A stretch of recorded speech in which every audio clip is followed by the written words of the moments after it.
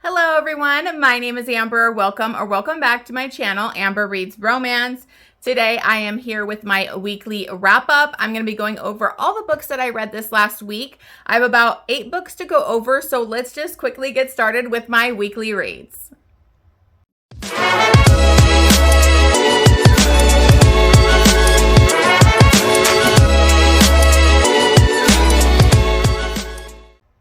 Okay guys, so I'm hoping that I'm going to get through this kind of quicker than I usually do.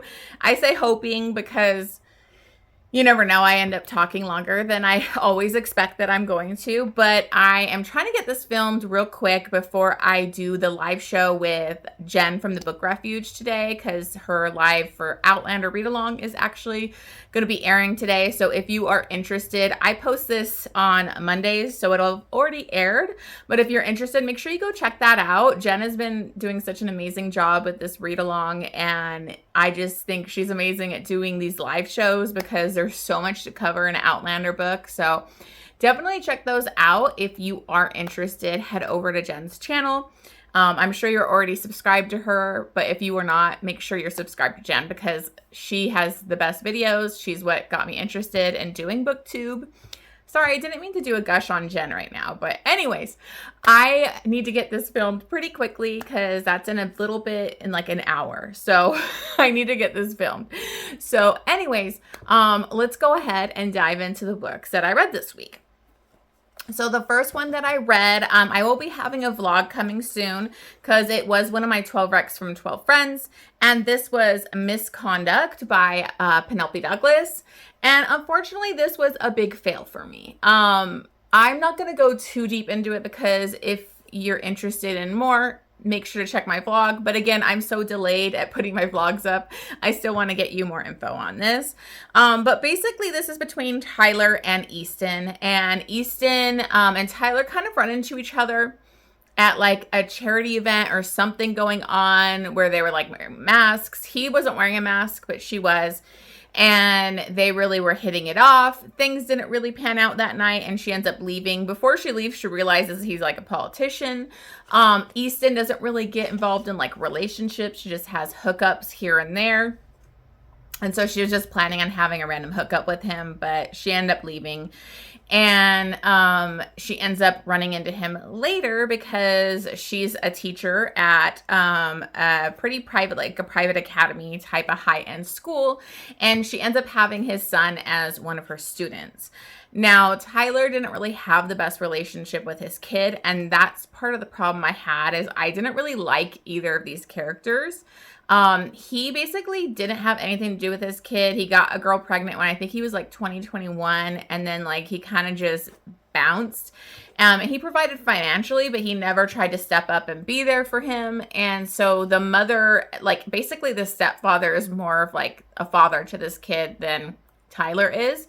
But the mother is in, I think, Africa for something with like her husband, and he didn't want his son taken out of the US. So his son is staying with him. And so they don't have a good relationship, but he's also going into politics. So he's very hyper-focused on his career, and he's not really available to the kid as much. So he ends up running into Easton as the teacher, and she's like, oh shit, because he does end up recognizing her. And obviously she can't get involved with her student's father and all that kind of stuff. But what I didn't like was this guy was super judgmental. Like he came off telling her she shouldn't be using social media to engage with the students when she's using that because social media is such a big thing with the younger kids now and this newer generation to help keep them engaged, like using the social media to actually work on assignments and do things. So it was a creative way of getting teens interested in your content that you're creating. And he was very condescending and telling her how she should run her class. So I did not like that. I didn't really like the heroine that much, and I can't even really explain why. I just didn't really connect to these characters. She used to play pro tennis, and she stopped doing that. She ended up having like a coach that was like kind of creeping on her, kind of grooming her, and then it ends like kind of in a stalker type situation. So she's really has a hard time trusting people and getting involved in relationships. So that's kind of the setup of this. There's really not a lot to it. It was pretty boring. I didn't think they had any chemistry or connection, and it was basically all sex. So there was no emotional connection. It was just all them like hooking up, and I'm just kind of bored with that. And I've been kind of wondering, after I read Nightfall, and like Penelope Douglas was just throwing in like a sharing scene that had nothing to do with the story, that didn't help the story. It didn't make sense for the characters. It was just felt like it was thrown in there to be like smut for smut's sake. That's done in this here, not to the extent that Nightfall had it, but like it really pissed me off because, sorry, I'm spoiling some of this, which I said I wasn't going to talk about it enough. But I didn't rate this kindly. So she ends up sharing, like, having this coworker kiss him, and she's like, kiss her, and she's like talking them into doing it to kind of like push him away and then get mad. And it just was icky to me. I didn't like it. So that made me not like her even more.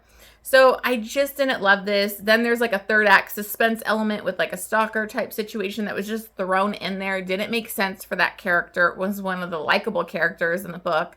So I just did not like this. And so it made me question, is Penelope Douglas even an author that like I'm into anymore? I loved Birthday Girl. I love Punk 57, Credence. Those are some of my favorite books, but I'm like, I don't know. Like, I don't know what's going on here. So I did not like this at all, really. I listened to an audiobook. It was on Audible Plus. I don't even think it's on Kindle Unlimited anymore, because that was another problem I had, was the narration was atrocious. Like, the female narrator, this character is 23, and she really reads immature too. She's very immature, but she's only 23. It's a little bit of an age gap. He's in his 30s. And the narrator sounded old. She was very clipped, like no emotion. Like, I had to like slow my audiobook way down because of how quick she was. And like, it did not read like a 23-year-old at all. It took me out of the story, where I was like, I need to get off the audiobook and pick up the ebook, but I was not going to buy this ebook. I'm not going to. So anyways, I gave this 1.5 stars. I did not like it. So first failure for me for my 12 hacks from 12 friends. I'm sorry to who recommended this. I don't have it written down here, but I don't want to bring them up because I'm trashing this book. So I didn't like it at all. So 1.5 stars, 3 chilies. Okay, so then I read an arc, and this was The Misfit by J.L. Beck. I believe this is the 5th book in the Oakmount Elite series, and this is between Lee and Salem. And Lee, I was really interested. I've enjoyed the first 4 books. The first 2 were okay. I liked it. But the third and fourth, I love Sebastian. That duet was amazing. And Lee really grabbed my attention because he was bisexual. He's kind of like the party boy, life of the party, always like having a good time. But you could kind of tell it was a mask he put on. And so I was really interested to get to his romance. I was honestly hoping for an MM romance, but we didn't get that. But I was okay because the story was really, I don't know, it was deeper than I was expecting out of this series, because the other ones were very like bully type of romances. And this is not that at all. Lee is such a like cinnamon roll hero. He's very sweet, lovable. But he's bisexual, and he comes from a very influential family, and they've been on him to be in a regular, with a woman kind of type of relationship, and he does not want to do that. And he kind of rebels against them because they're kind of forcing him to be something he's not. And they're all about image. And so he is actually told he needs to get a girlfriend, like a steady girlfriend, or they're going to set him up with somebody, or he's going to lose his inheritance and like his trust fund and all that type of stuff. And he needs that money to get like even just to be free from his parents. So he kind of comes up with an idea, and that revolves Salem. That Salem is such a sad character. Like, she was so strong, but very like vulnerable. She has basically experienced a big loss that fucked with her, and she kind of had a breakdown where she already kind of had these tendencies you learn, but it got really bad and extreme, where she has extreme OCD, germophobia, anxiety, panic attacks, all that stuff, where she's trying to come back to school now after having this breakdown, and she's going to therapy, and she's trying to work through her trauma. but she has to wear gloves. She's very OCD where everything has to be perfect. She, doesn't like crowds. She has issues. And she's kind of getting bullied by somebody from her past at school. And so she's just really having a tough time. And he has a run-in with her, and he's really intrigued by her. He really likes her. He felt like she could see through his mask and his fake facade he puts on. And so he comes to her like with an idea of them being like fake dating so that he can be like help her without her bully situation and protection and all that kind of stuff, and like she could help him. And she actually like doesn't want anything to do with this, so he takes it a step further. And he does kind of something that's a little fucked up, but he kind of hires these guys to go kind of bully her. And then he comes in and saves the situation to kind of show her that he could help her and be her protector. And so that kind of starts their fake dating relationship. And they just really fall for each other. They become really good friends. Lee is so supportive. Like he has a little bit of ADD issues, and he does suffer from alcoholism. He drinks a lot to escape how his parents make him feel, the trauma from his past that his parents put him through because he was bisexual. And so that leads to some issues later on. But they were just so good to each other. Like, he was very supportive. He would try to help her with her OCD. He would go to like the coffee shop ahead of time, clean the table 3 times. He knew 3 was important to her. Like, he just did so many sweet things in this that I just thought was really sweet. But she just doesn't think she can fit in his world because he has to go to all these charity functions. And, he at one point like wants them to be the real deal, but she's just really scared because she doesn't feel like she could make it work with all her issues. And then obviously his alcoholism is also coming into play in this. So I just really thought this was a lot deeper and emotional and like a really beautiful story for what I was expecting out of this series. So I really did love it. Trigger warnings. There is the OCD. There is a previous mention of a suicide from a side character, PTSD, the alcoholism, and then an extremely like emotionally abusive parent. So I really loved this. I ended up giving it 5 stars and 3 chilies, and I think it's coming out on the 28th. So I do recommend the series. I think it's a really great series, and each book is getting better if you don't love the first one. Okay, so then I read A Bride for the Prize Fighter by Alice Coldbreath. This is another vlog that will be coming, but probably not for a while because I want to do at least 2 of her books in the vlog, and I'm not reading her second one until like next month. But this is another new to me historical romance author, which, I'm trying to make more of a priority with those this year and read more historical romance. And I liked the setup of this, but it just didn't fully work for me. This is between Mina and William Nye. And William Nye is a prize fighter. He's a fighter. He owns his own like pub, like bar, like disreputable kind of bar. And Mina was actually daughter of a I think he ran a school or whatever, if I'm remembering correctly. And her father was dying and he had a lot of debts. And so she was trying to take care of those debts after his death. And she ends up finding out she had a half brother she didn't know about. And so this half brother comes and basically takes her with him. But he has his own plan. And, at first I thought he was going to be like this villainous, like kind of shady guy. But you end up kind of liking his character later in the book. But he is actually also related on the other side of his family with William Nye. And William Nye is like the bastard of his father, and he like needs this one house or whatever that he wanted. I'm forgetting a lot of this, but it was left to the half brother. So like he offered that up, but he wants William Nye to marry his sister. So it's kind of like a forced marriage. Neither William Nye or Mina are really into this, but she doesn't really have a choice. She's, doesn't have any money or anywhere to go. And so she ends up in this forced marriage with him. And it was just pretty boring. The first half of this book was really slow because they spend like no time together. She sleeps in a separate room. He's never around her. He's very like pissed off that he was forced to marry her.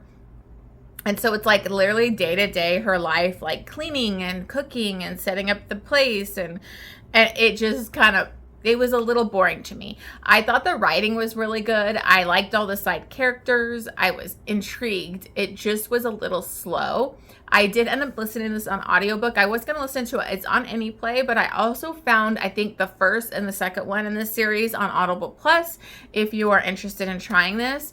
I definitely see potential, and I've heard the first one isn't the best, so I really want to continue with the second one and give this author another go. So I ended up giving that one 3.5 stars and 2 chilies. It does get pretty spicy. It takes a while to slow burn to get to that spice, but once they go there, it's pretty hot. It's just that they don't spend a lot of the book together. And then there was also a third act, like, suspense element that I just thought was kind of weird. So anyways, it was decent and just didn't blow me away.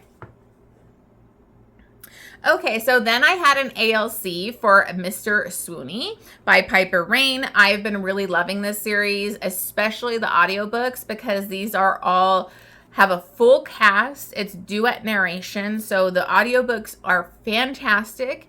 If you love audiobooks, if you enjoy that, check it out.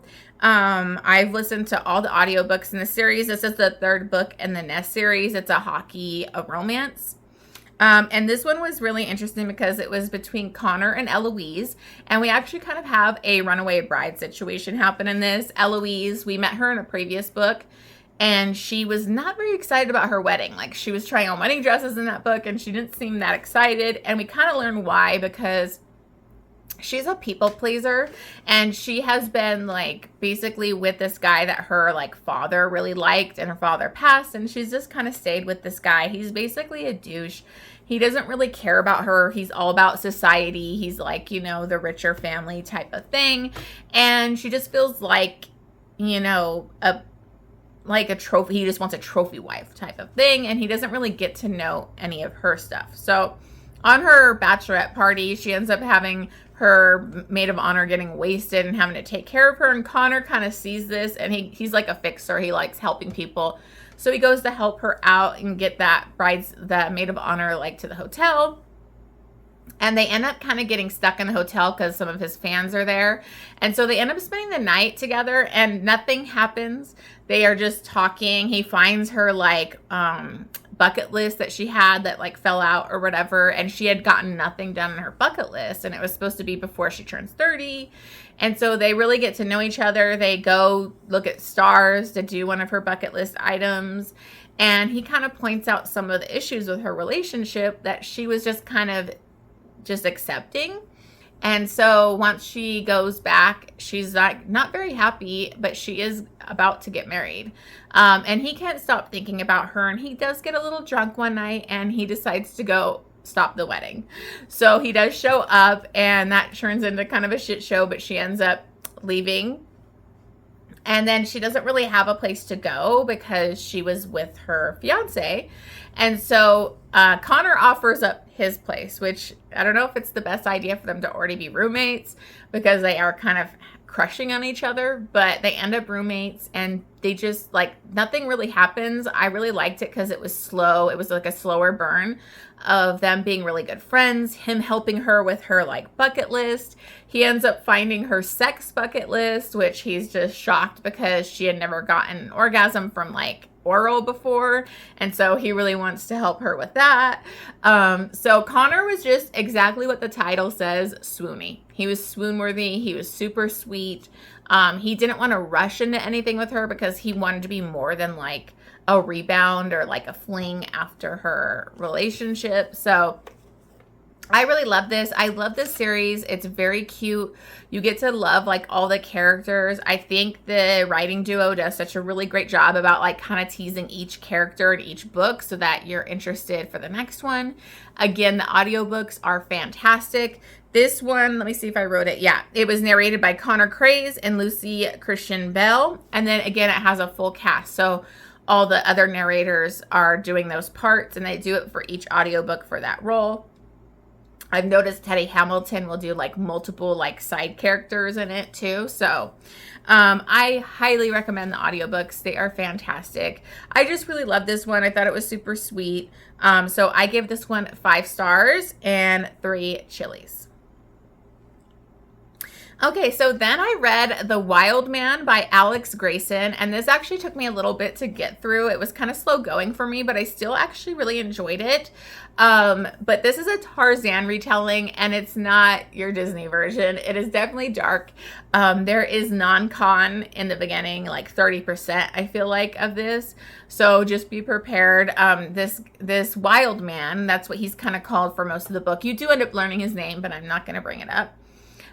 He he's going to go after what he wants, and he's very animalistic and primal he's been out in the wild since I think he was like 7. His parents, died, like they went out to the wilderness with their kid and they got attacked by a bear and died. So he was out there alone. And so he's going to be more primal and not know society norms. So not defending what he does, but yeah. So then we have Everly, and she actually works for a paper, and she's a journalist or whatever, and she's been wanting to do this story about the wild man because people have heard about him and seen him, and she's trying to find his location out there so she could, study him and write like a story. And so she ends up coming upon him like bathing underneath this waterfall, and he's very good looking, and she's pretty shocked by how hot he is, and he ends up sneaking on her later and finding her. And so they kind of go back to his like kind of tree hut thing, and she's trying to talk to him, but he's not really talking, and he like feeds her and stuff. And then eventually when she's going to try and leave, he doesn't let her leave, and he ties her up. He has like a rope with a complicated knot that she can't ever figure out, and he has her tied to him or tied to a tree, and he basically assaults her. Like he takes her like he sees in primal, ways, and it does get better when you get his POV, because you see where his mentality is about showing that he's the alpha, showing her that he's the man that's going to protect her. And so he had to own her and take her. But for her, this is not a great experience. It's pretty painful. She's not really enjoying it. But slowly, like, she starts to really fall for him, and they have a language barrier in the beginning, but slowly he starts kind of remembering, how to talk and speaking words with her. And so, she can really feel for him when she sees like what happened to his parents and what he's been through on his own out there. So she's kind of just staying with him. Even at one point, like, dangerous things happen, like where he gets bit by a snake to save her, and she does some caretaking and doesn't run from him. So she's at one point choosing to stay there. She wants to be with him. He wants to breed her and get her pregnant. There's some crazy period sex stuff going on in here. He don't really care. I thought that was interesting. There's a lot going on in this. She does have like 4 brothers and a father that are looking for her. So that is not going to go great when they find her and that this man has what he's done. So I thought it was very interesting, a very unique Tarzan retelling. A little bit darker, so there's non-con in there, just be aware. But I enjoyed it. It just took me a while to get into it. So I ended up giving that one 4 stars and 3.5 chilies. There's a lot of spice in this. It is a hot one. So, okay, so then I had an ALC for Back Where We Began by C.W. Farnsworth. This is the first time I've read this author. So I always, like I said in my previous videos, I always try to basically get an ALC of authors that I've never read before to try new authors. And this one was like a second chance, small town kind of romance. In this, we have Caden and Emma. And Emma and Caden were together for a few years when they were like in high school. And she ended up just randomly leaving, like basically cutting ties with everybody in this town, leaving. I think she became like a pro soccer player, and she basically never contacted them again. And so he was very hurt by this. Caden is a cop in this town, and Emma actually has to come back to town because kind of like this uncle figure had left her like I think it was the sawmill. Anyways, left her like this business, and so she had to come back into town, and then she ends up getting pulled over by him, and he gives her a ticket, which is kind of like he's being an asshole on purpose. And so he's actually in a relationship. He's had a girlfriend for a few years. So, but he is very angry and, upset about how she left without saying anything. But they are just really drawn together. And so, I don't know. This one was tough because when you find out the reason that she left, it was really weak. It was pretty dumb, the reasoning. I did give it a little bit of leeway because she was a teenager, but to never communicate with him or her best friend ever again. And then she comes back into town and the best friend's like, oh yeah, I don't mind that you just stopped talking to me. Will you be my maid of honor? And I was like, she stopped talking to you. It's 9 years later, 9 years. She stopped talking to you, stopped talking to the boyfriend, never spoke to anybody again. And we just you're easily forgive that. I don't know if I'd be that nice. So part of my problems with this one were the reasoning that she ended things. And then honestly, he had a girlfriend for a few years, and this may spoil a little bit, but he is going to end things with her after she comes back to town. And I just thought that didn't lead to a lot of drama. The girlfriend was just okay with it. I don't know. There was just some stuff that didn't fully work in this, but I did like the slow burn of it. I mean, some people didn't like this, but I didn't mind. They don't actually get physical till almost the end of the book. So that might bug some people, but I thought it was an interesting second chance where they actually communicated and were trying to work through their issues and get back together. So it didn't really blow me away because there were some issues in this. So I was kind of between a 3.5, 4 star. I'll probably round it up to 4 star because this is an ALC and this is my first time reading this author. So I didn't totally hate it. It didn't totally blow me away. But again, second chance romances, I'm very, very picky on. So that could be part of the problem too. And then that one was narrated by Jeremy York and CJ Bloom. I really enjoyed the audiobook, so that was good. Okay, so I didn't realize this next one. I'm trying to read more historical romance again. I'm trying to do quite a bit per month so that I can hit my goals for the end of the year. And I actually just threw this on here because I saw it was on the Read and Listen for free. And this is The Duke's Shotgun Wedding by Stacy Reid. I love Stacy Reid, and I hadn't read this series, and I didn't realize it was a novella. So this is a really quick one. It is on Read and Listen for free if you have KU. I think it might be free too, maybe the first one on Audible Plus, but it is Read and Listen for free if you have KU. So it was a very quick, couple hour audiobook, super quick. So this is between Sebastian Thornton. He's the Duke of Clayton. This is the first book in the scandalous House of Clayton.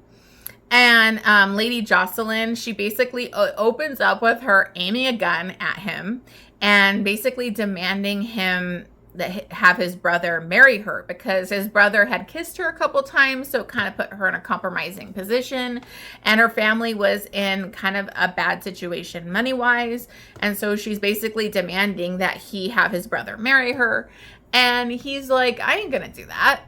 But he's very interested in this feisty, spirited young woman, so he was like, you know what, I need a wife, I'll marry you. So that's really what this is. They end up getting married really quickly, and she starts with the household, and she wasn't fully compromised. It was just a couple kisses, so she was a virgin. So it's got some good spiciness in it, but honestly, there's not a lot to this. It's a novella, so it was very quick. I don't know if the whole series is novellas, but I'm definitely interested in continuing. And so we'll see how it goes. But I mean, honestly, it's nothing amazing, but I enjoyed it. It was a good, quick historical romance. So I gave it 4 stars. It's about 1.5 chilies. Okay, so the last book that I read was actually an audiobook, and this was Tempted by the Devil by Michelle Hurd. I only read one book by Michelle Hurd, and of course, this isn't the same series that I read, this was on sale during an Audible deal one time, so I ended up buying a couple of her audiobooks, And I actually have a 12 Recs from 12 Friends. That's a later book in this series. So I thought I really want to read the previous books before I get to that one. Even though I'm sure you could probably read it as a standalone, I always need to read them in order. So this one is between Angelo Rizzo and Vittoria, or Tori as she's called in this. And this was pretty traumatic, but like so sweet. Like this is a really sweet, warm and fuzzy, like mafia romance. It kind of was giving me Neva Altaj vibes. And in this we have Tori, and she is in a really bad abusive situation with her stepbrother.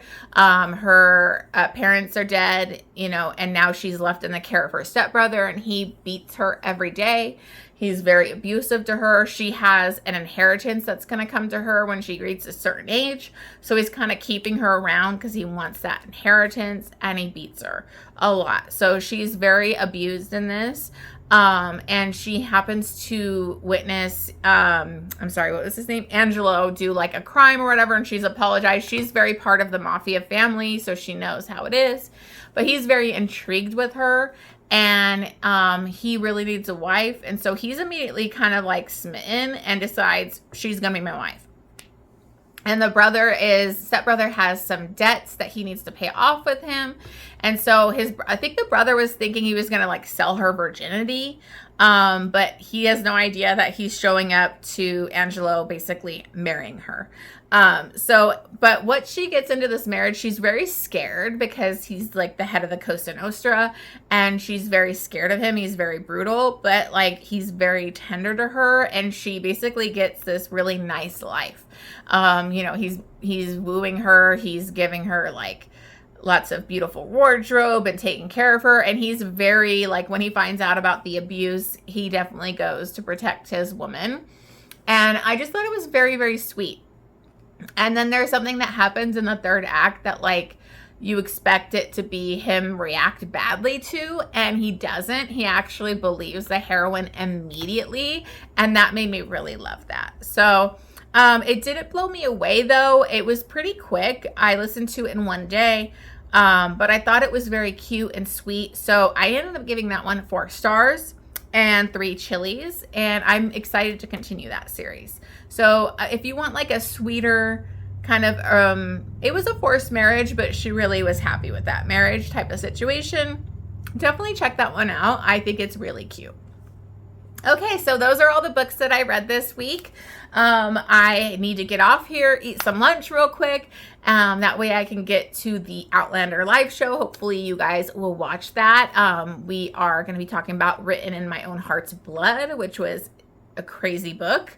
So anyways, thank you so much for watching. If you haven't already, please make sure you hit that subscribe button, like the video, and give me a comment down below. Appreciate all your guys' feedback, and I will see you guys on the next one.